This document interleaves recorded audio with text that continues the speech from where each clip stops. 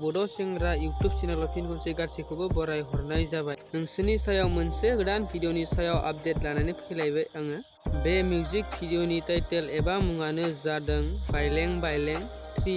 फाव खालामनाय नुनो मोनदों बर'निनो गासैजोंबो सिनाय जाथावना प्रबिन मैथा बर' आरो लोगोसेबाव करिश्मा बर', जानमनि बसुमतारी, जेंगाव बर', सोमदोन नार्जारी, खोरोम बर' बिथांमोनखौ फाव खालामनाय नुनो मोनदों। मेथाइखौ रोजाबदों प्रबिन मैथा बर'।